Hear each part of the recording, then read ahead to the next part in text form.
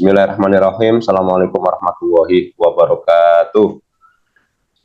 Waalaikumsalam warahmatullahi wabarakatuh.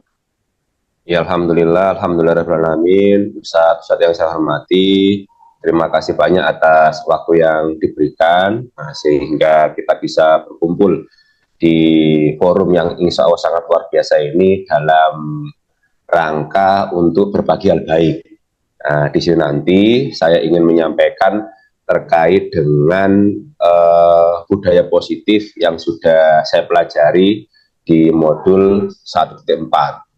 Semoga nanti apa yang saya sampaikan pada pertemuan hari ini nanti bisa menjadi ilmu baru dan bisa menjadi hal baik yang bisa kita maksimalkan dalam pendampingan anak-anak kita di jenjang yang kita ampuh masing-masing.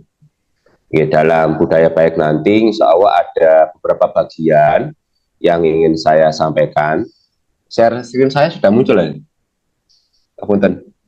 OTW belum muncul. Nah, ini udah. Sampun Ustaz, sampun. Sampun, alhamdulillah. Nggih, matur nuwun Ustaz Saiful. Dalam aksi nyata di modul 1.4 ini nanti kita diminta untuk melakukan sosialisasi ke teman-teman yang ada di unit masing-masing, dan di sini nanti saya ingin berbagi terkait dengan beberapa hal. Yang pertama mungkin terkait dengan budaya positif itu apa sih? Yang kedua itu terkait dengan kebajikan universal yang mungkin bisa kita terapkan ke anak-anak, dan karakter-karakter yang dimiliki oleh setiap orang itu menyangkut apa saja. Dan yang terakhir terkait dengan pendampingan yang bisa kita lakukan ke anak-anak, yaitu terkait dengan segitiga restitusi. Di situ nanti kita akan mencoba bagaimana kita mendampingi anak dari tahapan menstabilkan diri anak-anak, kemudian kita mengajak anak-anak untuk menentukan letak kesalahan mereka, dan yang terakhir kita meminta anak-anak untuk menentukan kira-kira apa yang mereka lakukan. Sekali lagi terima kasih dan selamat menyimak apa yang nanti akan kita sampaikan. Kalau nanti ada pertanyaan, monggo segera disampaikan. Teman-teman, terima kasih untuk waktu dan kesempatan diberikan. Di kesempatan kali ini saya akan menyampaikan terkait dengan hal baik yang saya dapatkan selama kegiatan CGP atau calon guru penggerak. Jadi saya masih calon guru penggerak. Semoga aksi berbaik ini bisa teman-teman nanti aplikasikan dalam aktivitas sehari-hari. Di kesempatan kali ini saya akan berbagi terkait dengan budaya positif pada kegiatan CGP yang sudah saya lakukan. Kegiatan budaya positif yang saya dapatkan kurang lebih ada 8 poin. Yang pertama adalah perubahan paradigma belajar, yang kedua adalah disiplin positif, yang ketiga adalah nilai-nilai kebajikan, yang keempat adalah kebutuhan dasar manusia, yang kelima adalah motivasi perilaku manusia, yang keenam adalah posisi kontrol guru, yang ketujuh adalah keyakinan sekolah, dan yang kedelapan atau yang terakhir adalah segitiga restitusi, yaitu terkait dengan bagaimana cara kita dalam pendampingan anak-anak. Yang pertama terkait dengan perubahan paradigma belajar. Pada era sekarang, kita berada di era kurikulum merdeka, di mana pembelajaran dirancang dengan paradigma baru yang merupakan pembelajaran berdasarkan prinsip pembelajaran berdiferensiasi. Harapannya apa yang kita lakukan dalam pendekatan anak-anak ini bisa mewadahi potensi-potensi yang dimiliki anak-anak dengan melihat bagaimana gaya belajarnya anak-anak, bagaimana kesiapan belajarnya anak-anak, dan bagaimana minat anak-anak dalam belajar. Harapannya dari wadah ini kita bisa mengimplementasikan profil pelajar Pancasila dalam dirinya anak-anak, baik itu sifat kreatif, baik itu sifat kritis, baik itu sifat mandiri, berkebinekaan global, bergotong royong, maupun beriman bertakwa kepada Tuhan Yang Maha Esa. Namun dari sisi lain yang ingin saya garis bawahi di sini ada beberapa miskonsepsi tentang teori kontrol yang mungkin perlu kita perbalui atau perlu kita diskusikan lagi. Di sini ada 4 poin yang mungkin perlu kita perbarui atau kita perbaiki agar maknanya bisa menjadi lebih baik lagi. Yang pertama adalah terkait dengan ilusi mengontrol peserta didik. Nah, di sini kita tahu sebetulnya kita tidak bisa mengontrol murid kita jika ia tidak berkenan. Nah, artinya di sini setiap orang itu pasti punya karakter, sehingga untuk bisa mengontrol peserta didik itu menjadi sesuatu yang sulit. Nah, di sini alangkah baiknya kita hanya memberikan dorongan kepada anak-anak agar anak-anak nanti bisa untuk menentukan solusi yang terbaik dari masalah-masalah yang dihadapi. Dan yang kedua adalah ilusi bahwa orang dewasa berhak memaksa. Nah, di sini kita juga harus tahu bahwa dalam menentukan pilihan itu adalah merupakan hak dari masing-masing orang. Dan setiap orang itu pasti mempunyai wewenang yang berbeda-beda. Untuk itu, kita tidak bisa untuk memaksakan kehendak kita kepada orang lain. Nah, semoga dua awalan ini bisa menjadi gambaran teman-teman. Yang pertama, kita belum tentu bisa mengontrol semua siswa kita. Yang kedua, kita juga tidak bisa memaksakan sesuatu pada setiap anak didik kita. Dan yang ketiga adalah ilusi bahwa penguatan positif itu efektif dan bermanfaat. Nah, mungkin jika sesekali kita melakukan ini pasti baik maknanya. Tapi jika terlalu sering, khawatirnya anak-anak akan cenderung ketergantungan dengan penguatan-penguatan yang kita lakukan, sehingga mereka tidak mempunyai daya juang atau motivasi lebih untuk menghadapi tantangan-tantangan yang ada di sekeliling mereka. Dan yang keempat atau yang terakhir adalah ilusi bahwa kritik dapat membuat rasa bersalah, mampu menguatkan karakter dewasa, berhak memaksa. Kritik adalah sesuatu yang mungkin bisa bermakna dua. Kadang bisa menjadi kritik yang membangun, namun kadang juga bisa menjadi kritik yang membuat orang lain itu menjadi kecewa dengan kita. Harapannya kita ketika memberikan kritik itu kita bisa melihat kondisi anak kita agar kritik yang kita sampaikan juga tepat. Dan harapannya kita juga tidak boleh terlalu mengkritik anak didik kita. Khawatirnya dari kritik yang kita berikan itu tambah membuat anak didik kita tidak percaya diri, sehingga mereka tidak ada motivasi untuk melakukan hal-hal baik dalam keseharian. Nah, semoga miskonsepsi ini teman-teman bisa mencermati dan memahaminya, sehingga teman-teman juga bisa menelisik mana yang perlu dikuatkan dan mana yang perlu untuk dikurangkan. Oke, yang berikutnya yang ingin saya sampaikan atau saya bagi adalah terkait dengan poin disiplin positif.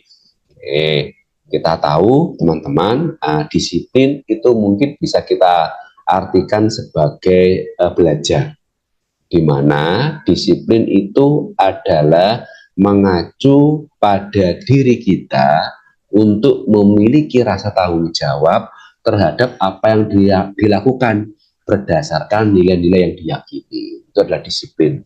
Berarti secara mandiri kita berharap anak-anak kita itu mempunyai rasa tanggung jawab terhadap tugas-tugas yang harus mereka lakukan.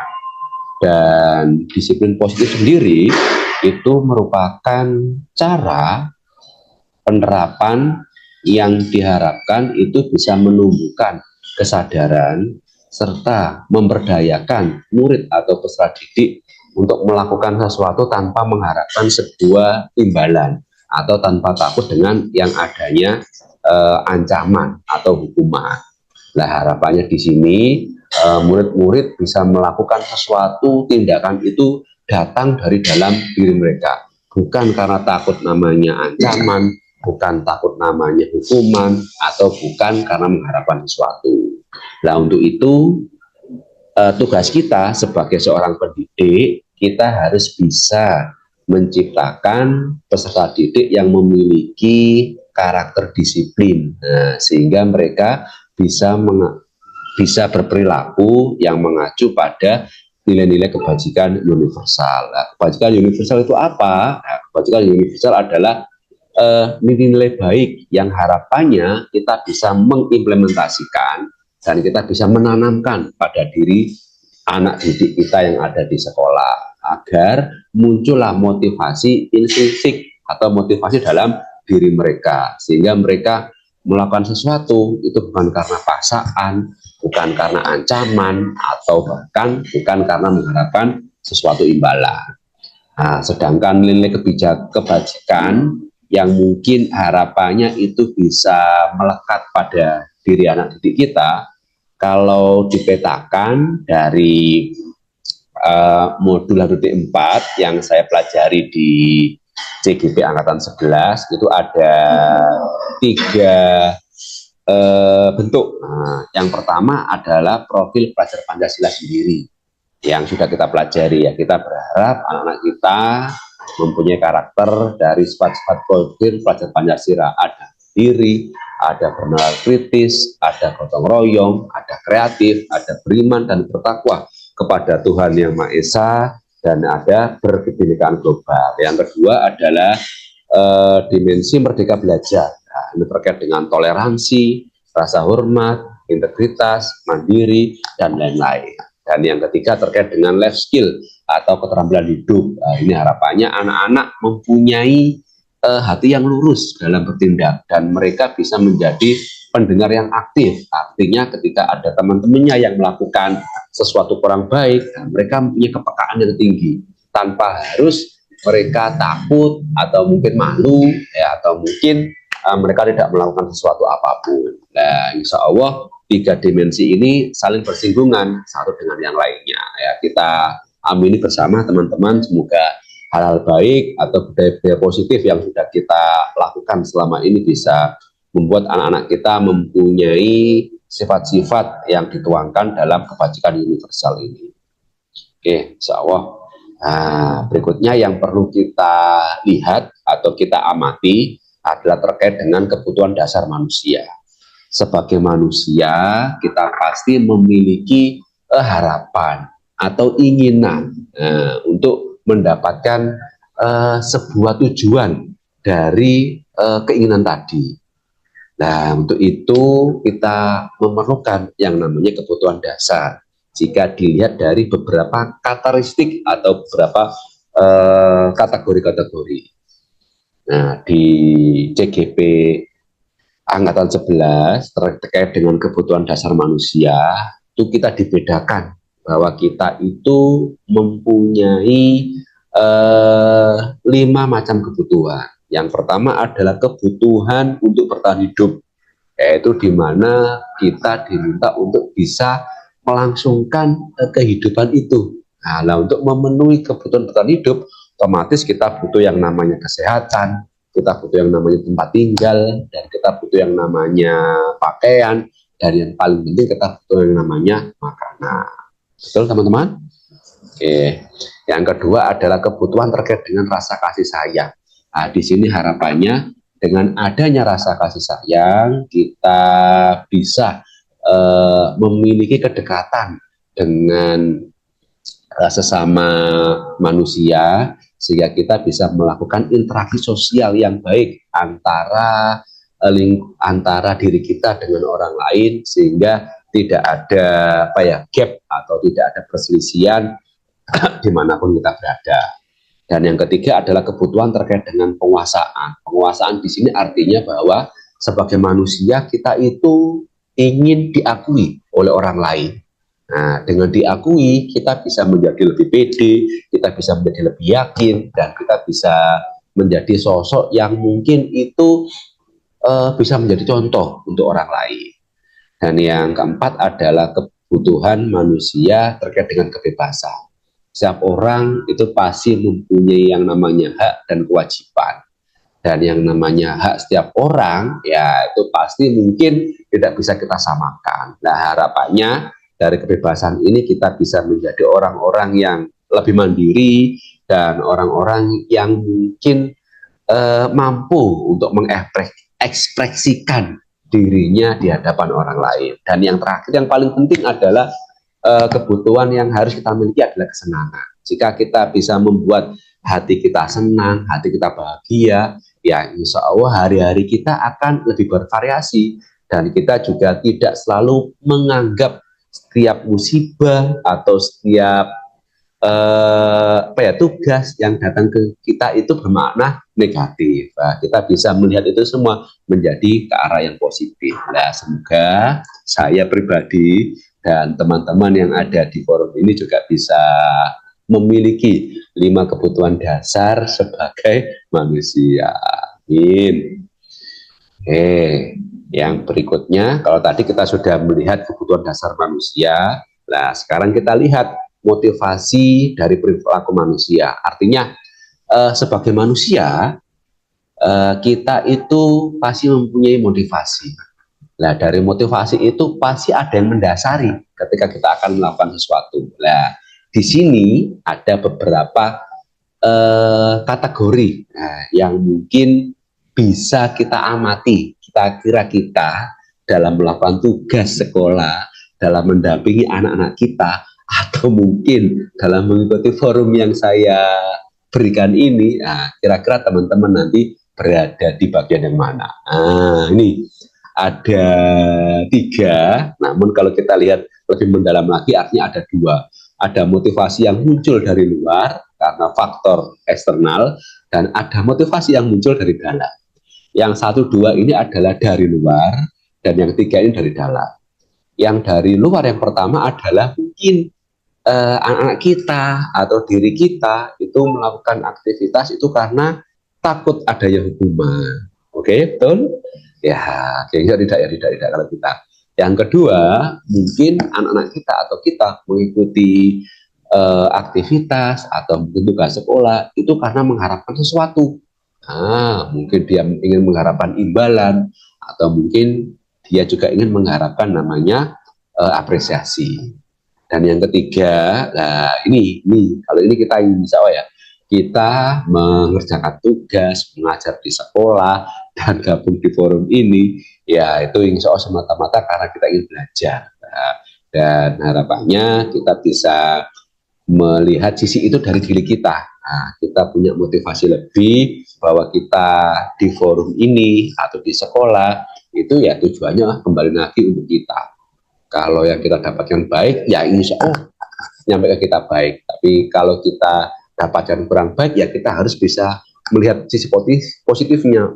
Berarti berikutnya ini untuk pembelajaran saya untuk tidak mengulangi lagi. Kira-kira teman-teman yang mana nih? Hukuman atau imbalan, atau mungkin ya karena kesadarannya sendiri ya. Kalau saya yakin insya Allah karena kesadarannya sendiri. Ini penjabaran tadi sudah saya jabarkan aslinya ya, terkait dengan hukuman, konsekuensi, ataupun faktor di dalam, atau di modul ini sering dinamakan dengan restitusi, yaitu proses dialog dengan murid yang mengerjakan murid untuk menyelesaikan masalah sendiri. Berarti murid melakukan kesalahan itu bisa menjadi hal yang biasa. Ya, harapannya dari sebuah kesalahan itu, ya murid bisa belajar. Lah, kita mencoba mengarahkan agar murid-murid kita bisa menentukan solusi terbaik yang bisa mereka pilih. Insya Allah. Oke lah. Kalau tadi kita sudah belajar dengan kebutuhan dasar sebagai manusia, terus yang kedua terkait dengan motivasi.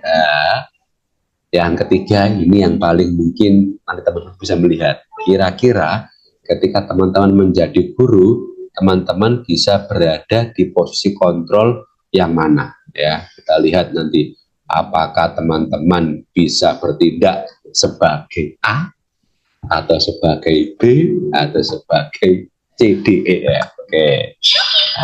Ini posisi kontrol seorang guru. Berarti peran guru itu kalau ditinjau dari budaya positif yang saya pelajari di CGP Angkatan 11 ini, ternyata ada kemungkinan 5 posisi yang pernah kita implementasikan. Yang pertama, apakah kita ini menjadi seorang penghukum, Yang kedua, apakah kita ini menjadi seorang teman? Yang ketiga, ini apakah kita hanya menjadi seorang pemantau? Dan yang keempat, apakah kita menjadi seseorang yang membuat rasa bersalah? Dan yang terakhir, apakah kita menjadi seseorang yang mempunyai karakter atau jiwa seorang manajer? Nah, kira-kira teman-teman berada di poin yang mana? Yang pertama, penghukum. Yang kedua, sebagai teman. Yang ketiga, sebagai pembuat rasa bersalah. Yang keempat, pemantau atau manajer. Kayaknya ini sebagai penghukum semua ini. Enggak ya, insya Allah saya yakin teman-teman di sini bisa bertindak sebagai manajer, artinya bisa menempatkan posisinya dengan kondisi yang ada. Nah, dari sifat-sifat tadi, kalau seandainya saya hubungkan dengan suatu kejadian yang ada di sekitar kita, nah, mungkin tanggapan-tanggapan yang diberikan oleh masing-masing peran itu seperti ini nanti ya. Teman-teman juga bisa melihat kira-kira teman-teman itu berada di posisi yang mana. Nah, misalkan di sini ada kasus seorang anak yang tidak mengerjakan tugas yang diberikan guru. Nah, jika kita bertindak sebagai penghukum, maka ya kita langsung mengadilinya. Nah, contohnya adalah kita meminta anak tersebut untuk keliling lapangan sebanyak 10 kali. Nah, yang kedua, jika kita mungkin bertindak sebagai teman, maka mungkin langkah atau pendekatan dilakukan itu juga sebagai teman. Nah, mungkin arahnya seperti ini mungkin, ayo dong kamu kerjakan tugasnya. Nanti kalau sudah selesai, kita main ke mall. Nah, ini mungkin seperti itu nanti ya, sebagai teman. Yang ketiga, mungkin sebagai seseorang yang membuat rasa bersalah. Artinya kita mencoba berkali-kali menguatkan bahwa dia ini kurang baik. Dan nanti apa yang dia lakukan itu ada timbal baliknya ke kita. Nah, contohnya seperti ini, misalkan dari kasus tadi ketika ada anak yang tidak mengerjakan tugas. Kamu sudah berkali-kali ibu ingatkan, kamu memang senang ya jika melihat ibu ditegur kepala sekolah. Nah, artinya secara tidak langsung kamu menyudutkan dia, teman-teman kan anak ini, bahwa mereka itu memang bersalah, dan kesalahan yang mereka lakukan itu ada timbal baliknya ke kita. Yang berikutnya adalah jika kita berperan sebagai pemantau. Nah, di sini kita mungkin ya hanya memantau saja. Misalkan narasinya itu kurang lebih seperti ini. Kamu sudah melakukan kesalahan dan sudah tahu konsekuensinya. Sekarang selesaikan tugasmu dan kumpulkan. Nah, ini kita hanya memantau saja, hanya mengarahkan saja. Ya, kamu sudah tahu salahmu apa, kamu sudah tahu konsekuensinya. Nah, sekarang silakan selesaikan dan dikumpulkan tugasmu. Oke, dan yang terakhir atau yang kelima, jika kita bertindak sebagai manajer, nanti kita mengarahkan anak-anak kita. Kamu sudah tahu kesalahanmu apa? Kira-kira keyakinan sekolah apa yang sudah kamu langgar? Dan kira-kira apa yang harus kamu lakukan untuk menyelesaikan masalah? Yang pertama kita kuatkan dulu. Yang kedua kita coba ajak mereka untuk melihat kira-kira hal apa yang sudah mereka langgar. Dan kira-kira konsekuensi apa yang harus mereka dapatkan. Dan kira-kira bagaimana mereka bisa menentukan solusi yang terbaik. Oke, teman-teman, kalau saya lihat, saya yakin teman-teman yang ada di sini semua itu berada di posisi manajer, insya Allah. Amin, amin, amin. Oke, nah yang berikutnya adalah terkait dengan keyakinan kelas. Tadi kita sudah belajar terkait dengan banyak hal ya. Yang pertama adalah kita sudah melihat mikroskopi terkait dengan hal-hal yang kurang tepat. Yang ketiga kita juga sudah melihat kebutuhan dasar manusia apa saja. Yang ketiga kita juga sudah melihat motivasi sebagai seorang manusia itu apa saja. Yang keempat posisi kontrol. Nah, dan yang berikutnya adalah terkait dengan keyakinan kelas. Nah, menurut saya keyakinan kelas ini adalah sesuatu yang penting. Karena ini bisa menjadi bisa menjadi tameng kita atau bisa menjadi sesuatu yang mungkin bisa membuat anak-anak itu tahu mereka melakukan kesalahan di mana. Dan keyakinan kelas ini diperlukan di setiap sekolah, bahkan kalau bisa ya di setiap kelas itu ada sebuah keyakinan yang apabila tidak dilakukan anak-anak, ya mereka harapannya bisa sesuai dengan melakukan kesalahan-kesalahan yang mereka lakukan itu kira-kira konsekuensinya apa. Nah, di sini dalam menyusun keyakinan sekolah atau kelas, nah, di sini ada 6 poin yang perlu kita kuatkan. Yang pertama harapannya bersifat lebih abstrak. Yang kedua berupa pernyataan-pernyataan universal, artinya umum. Artinya anak-anak tidak asing dengan istilah-istilahnya. Yang ketiga, ini yang paling penting, harapannya kita buat dalam bentuk positif, artinya ya, sehingga tidak ada kata dilarang, tidak ada kata apa ya, disuruh ya, sehingga anak-anak bisa menjas pada dirinya apa yang mereka sepakati itu adalah sesuatu yang baik untuk mereka dan sesuatu yang tidak membuat mereka itu merasa terkekang. Dan yang keempat, ya kita mulai dari hal yang sederhana dulu. Kita tidak perlu banyak-banyak dulu. Kita buat 3 atau 4, dan nanti anak-anak kita juga bisa semakin siap untuk melakukan hal baik tersebut. Dan yang kelima, yang paling penting adalah dapat diterapkan atau diaplikasikan di lingkungan yang kita diami saat ini. Kalau di sekolah ya di kita masing-masing, kalau di kelas ya di kelas kita masing-masing. Dan yang keenam, yang paling penting adalah ya harapannya semua warga kelas ikut berpartisipasi dalam menyusun keyakinan kelas tersebut. Ya, oke. Insya Allah ini adalah tahapan-tahapan dalam menyusun keyakinan kelas.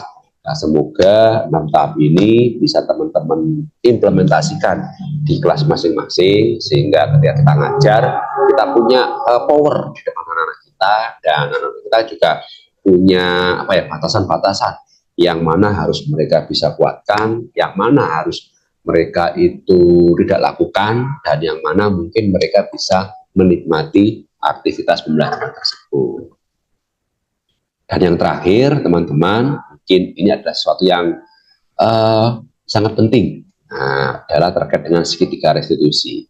Segitiga restitusi ini adalah sebuah alternatif yang diberikan atau yang diajarkan dari modul 1.4 terkait dengan bagaimana pendekatan atau pendampingan kita terhadap anak didik kita ketika mereka sedang melakukan sebuah kesalahan. Nah, dari segitiga restitusi di sini ada 3 poin, namanya ada segitiga. Jadi ada 3 poin. Poin yang pertama adalah kita harus bisa menstabilkan identitas dulu. Berarti kita harus bisa membuat anak didik kita itu nyaman.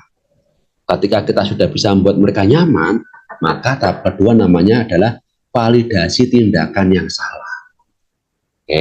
Nah, salah satu argumen yang mungkin kita lontarkan di tahapan validasi tindakan yang salah adalah mungkin kamu tentu punya alasan mengapa kamu melakukan itu. Berarti kita coba perkuat dulu kenapa dia melakukan kesalahan itu. Atau mungkin ada juga, adakah cara yang lebih efektif untuk mendapatkan apa yang kamu butuhkan. Nah, ketika anak-anak sudah melakukan salah, kira-kira coba kita kuatkan, ada enggak cara yang lebih baik daripada cara yang kamu lakukan. Dan tahap yang ketiga adalah menanyakan keyakinan.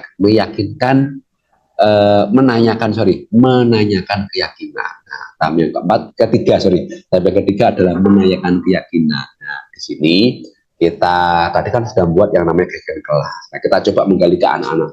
Kira-kira dari kesalahan yang mereka lakukan, kira-kira mereka itu melanggar keyakinan kelas apa? Dan ketika mereka sudah menyebutkan, kita arahkan lagi, kira-kira solusi apa yang harus kamu lakukan agar kamu bisa lebih baik lagi, atau mungkin kamu ini ingin menjadi orang seperti apa. Kita kali dulu, pasti yang namanya anak, pasti yang namanya siswa itu ingin menjadi orang-orang yang baik. Nah, dari 3 fase ini, 3 tahapan ini, menstabilkan identitas, validasi tindakan yang salah, dan menanyakan keyakinan, itu harapannya anak-anak kita bisa memiliki kekuatan atau memiliki power atau memiliki sesuatu yang mungkin apa ya, mereka bisa pecahkan sendiri. Nah, kita hanya mengarahkan saja. Dan ketika mereka sudah bisa memecahkan, ya semoga kesalahan tersebut bisa menjadi pembelajaran untuk anak-anak kita semuanya. Amin. Nah, ini tadi beberapa penjabaran terkait dengan menstabilkan identitas. Nah, di sini berarti berdasarkan prinsip bahwa membuat kesalahan adalah bagian dari proses pembelajaran. Berarti ibaratnya kita membuat anak-anak kita nyaman dulu. Nah, kita beri motivasi dulu bahwa membuat kesalahan yang mereka alami yaitu sesuatu yang biasa. Karena di sekolah itu kan tahapannya belajar. Ya, kita ajak sharing dulu biar mereka itu rileks, biar mereka itu tenang. Nah, tahapan yang kedua tadi validasi tindakan yang salah. Nah, di sini berarti kita mengajak anak-anak berprinsip bahwa setiap tindakan yang murid lakukan itu pasti mempunyai tujuan dan untuk memenuhi kebutuhan dasarnya. Ya, kita coba mengenal dulu. Kira-kira kenapa sih kamu melakukan ini? Apa sih alasanmu? Nah, beberapa apa ya, contoh kalimat pertanyaan yang kita ajukan ke anak kita, ke siswa kita, itu kurang lebih ya seperti ini. Kamu pasti punya alasan. Nah, mengapa kamu melakukan hal itu? Padahal kamu bisa melakukan hal yang lebih baik dari hal ini. Nah, kamu patut bangga karena kamu telah melindungi sesuatu yang penting buatmu. Kita coba validasi sesuatu yang mungkin sudah anak-anak itu lakukan dan itu salah. Karena mereka juga bisa melihat, oh iya, ternyata ini salah. Dan yang ketiga atau yang terakhir adalah kita membuat bahwa anak didik kita itu percaya dan berpindah dari orang yang dia inginkan dalam sebuah kehidupan. Artinya mereka berproses dari orang yang salah, mereka bisa menjadi orang yang lebih baik, dari orang yang kurang tepat menjadi orang yang mungkin lebih bisa untuk memilah-milah atau menentukan solusi yang terbaik dari masalah yang mereka hadapi. Ya, yang pertama, kalimat-kalimat yang sudah diajukan adalah keyakinan kelas apa yang sudah kamu langgar, atau nilai-nilai apa yang sudah kamu nilai apa yang sudah kamu langgar sehingga kamu kok melakukan kesalahan. Dari hal itu, terakhir kita coba beri dorongan. Kira-kira hal apa yang harus kamu lakukan agar kamu bisa melakukan perbaikan untuk diri kamu di kemudian hari. Nah, mungkin ini beberapa hal baik yang bisa saya bagi ke teman-teman. Semoga bisa diambil positifnya dan yang sekiranya bisa diaplikasikan dalam kondisi kesadaran teman-teman, monggo dicoba. Ya, mohon maaf kalau mungkin ada kekurangan atau mungkin ada hal yang kurang nyaman dalam penyampaian yang saya sampaikan. Nah, ini beberapa contoh penerapan dari segitiga restitusi yang pernah saya terapkan pada anak didik saya. Oke.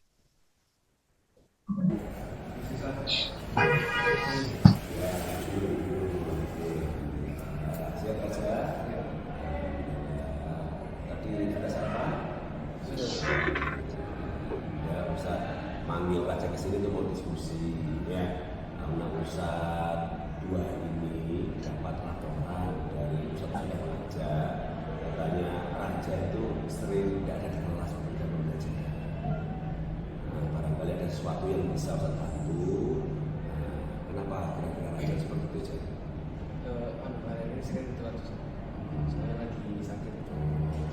Siap, bisa urusan apresiasi ya. Raja mengatakan kondisi sebenarnya apresiasi. Lain kali kalau seandainya kurang fit itu komunikasi dulu ya, entah ke gurunya atau mungkin ke teman-teman yang ada di kelas ya, biar nanti gurunya atau teman-teman juga tahu dia tanya Raja di mana, di kamar mandi dan itu ada urusan yang harus dituntaskan. Raja di mana, Raja di UKS pada kondisi kurang fit aja. Ini tadi berarti ada berapa mapel yang tinggal Raja? Dua. Mapel ya, kira-kira keyakinan kelas apa yang Raja langgar ini? Kira-kira ini Nggak bisa datang tepat waktu. Oke, dan bisa yakin raja tidak bisa tepat waktu kan ada penyebabnya tadi itu ya. Pak Ustaz untuk bisa menjadi pembelajaran raja untuk depannya. Nah, kira-kira solusinya apa ini biar nanti raja tidak dicap negatif juga oleh guru-guru yang tadi mengajar itu. Apa kira-kira yang raja lakukan? Izin dulu. Izin dulu, pertama, yang kedua. Yang kedua itu saya juga berharap raja menemui gurunya ya. Nah, untuk minta maaf, menyampaikan bahwa raja tidak bisa bergabung di jam pembelajaran tepat waktu. Oke, siap. Oke, saya bela. Oke, Ustaz, terima kasih. Raja sudah jujur ke Ustaz. Raja sudah menyampaikan kronologi seperti apa. Harapannya Ustaz ini bisa menjadi pembelajaran juga ya untuk Raja agar nanti tidak terulang di kemudian hari. Saja ya. Oke, siap. Terima kasih. Semua langsung pulang ini. Iya. Oke, hati-hati ya. Salam orang tua ya.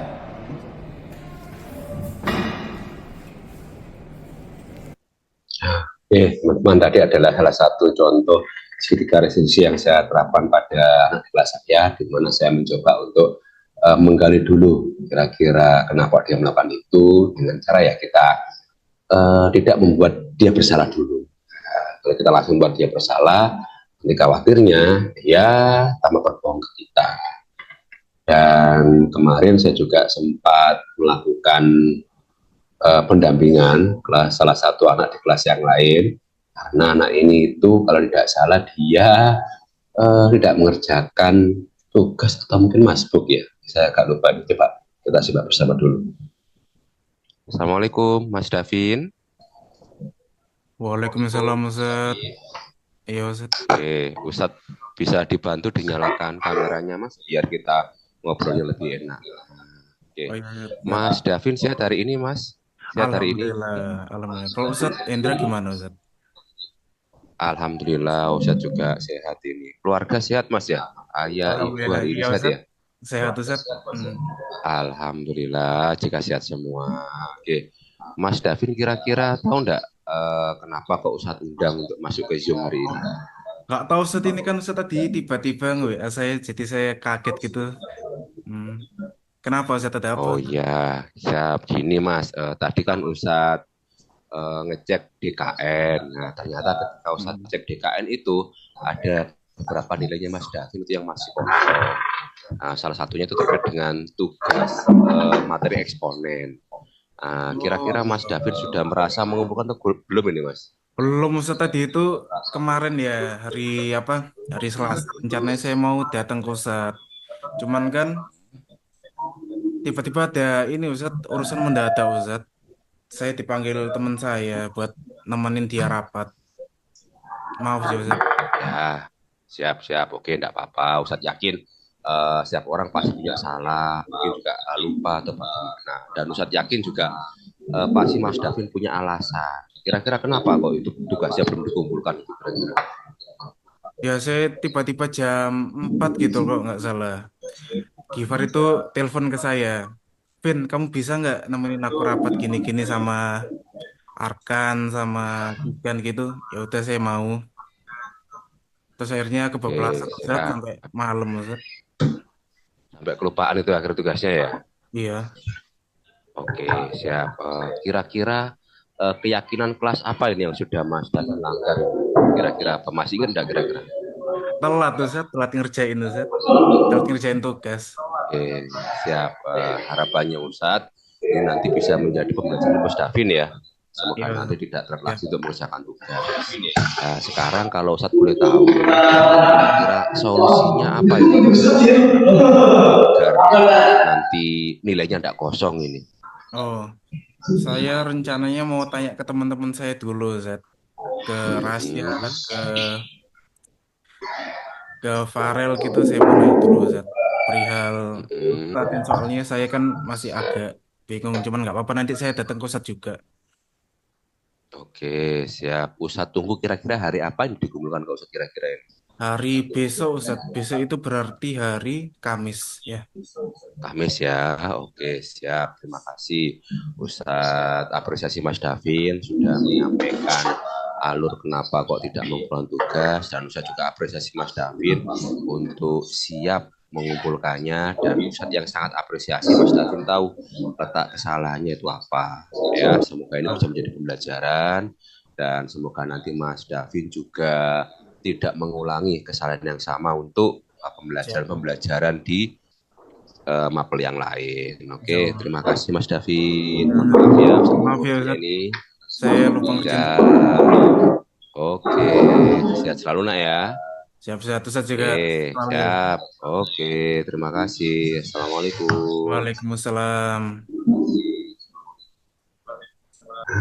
Oke, teman-teman, itu tadi terkait dengan beberapa penerapan yang dilakukan ketika melakukan pendekatan ke anak-anak. Oke, semoga yang baik bisa dicontoh, yang kurang baik ya hanya sebagai informasi saja. Dan kemarin saya juga sempat melakukan umpan balik terkait dengan pendekatan yang dilakukan. Mungkin ini beberapa refleksi dari anak-anak. Nama saya Raja, saya baru saja diberi bimbingan oleh Ustadz Hendra karena keterlibatan saya dalam pelajaran karena sakit. Jadi menurut saya arahan dan bimbingan dari Ustadz Hendra sudah tepat, karena saya tidak langsung disalahkan dan ditanya apa alasan keterlibatannya. Dan dari saya, wassalamualaikum warahmatullahi wabarakatuh. Oke, itu umpan balik dari kasus yang pertama nih. Di sini ada juga umpan balik dari kasus yang kedua. Assalamualaikum warahmatullahi wabarakatuh. Hari ini saya melakukan kegiatan diskusi dengan ustadz saya karena saya melakukan kejadian yang itu kurang baik, di mana saya telat mengumpulkan tugas. Dari diskusi tadi, saya sudah sangat setuju dengan tindakan yang dilakukan ustadz saya, karena beliau tidak langsung menjudge bahwa saya itu salah, tetapi beliau mencoba untuk mengklarifikasi dulu kira-kira kenapa saya telat mengumpulkan tugas.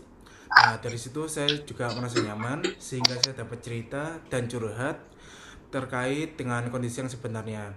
Dan saya juga merasa salah karena itu sudah menjadi kewajiban saya sebagai murid untuk mengumpulkan tugas tepat waktu. Semoga tindakan yang dilakukan ustadz saya bisa menjadi panutan dan gambaran bagi ustadz-ustadz atau guru-guru lainnya. Dan semoga kejadian tersebut tidak terulang kembali. Terima kasih. Wassalamualaikum warahmatullahi wabarakatuh. Oke, siap. Terima kasih teman-teman. Mungkin itu beberapa hal baik yang sudah saya sampaikan di awal dan juga saya coba sudah terapkan dalam pendampingan anak-anak. Semoga bisa dimaknai dan bisa diapresiasi oleh teman-teman. Oke, ada pertanyaan kira-kira? Insya Allah ada nggih, aman nggih. Kalau teman-teman di SMA Hikmah itu insya Allah saya itu gurui segoro bahasanya. Guru, insya Allah ada ya. Oke, Ustadz, alhamdulillah itu tadi adalah pemaparan hal-hal baik yang saya dapatkan dari kegiatan CGP Angkatan 11 dengan tema budaya positif. Semoga dari pemaparan tadi banyak hikmah atau hal-hal baik yang bisa Ustadz ambil, dan saya berharap juga bisa Ustadz terapkan dalam pendampingan anak-anak nantinya. Terima kasih. Assalamualaikum. Waalaikumsalam warahmatullahi wabarakatuh.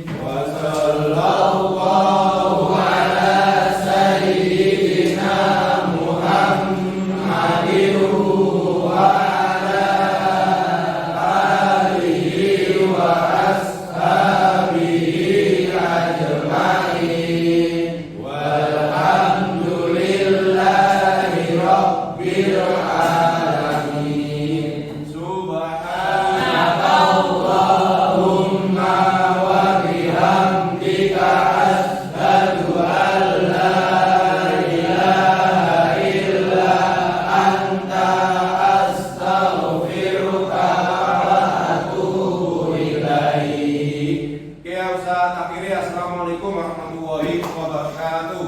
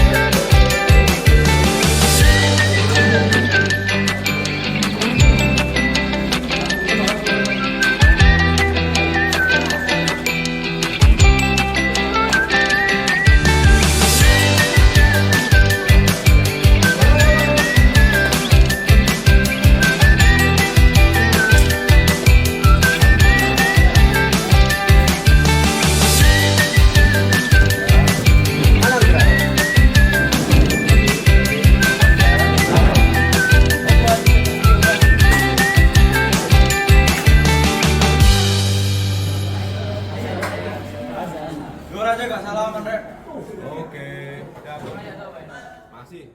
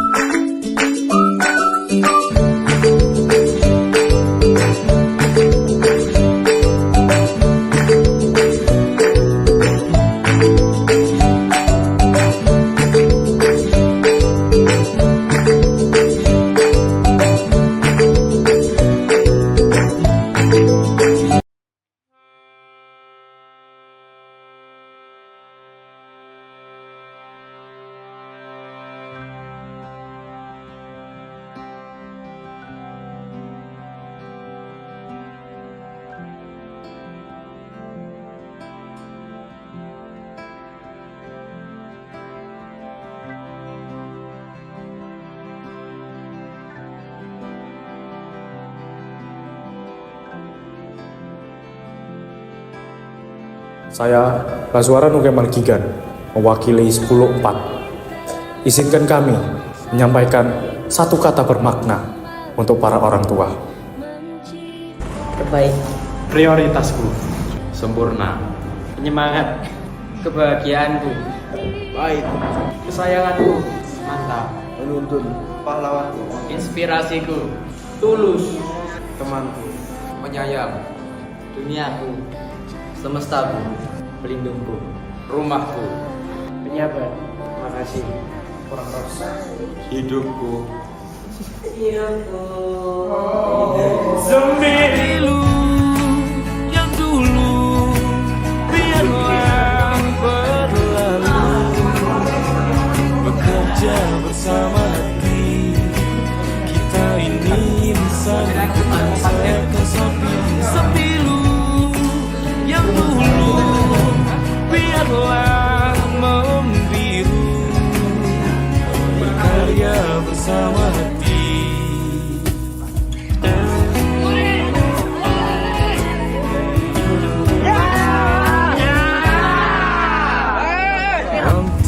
Waktu perlahan ku rakit egoku,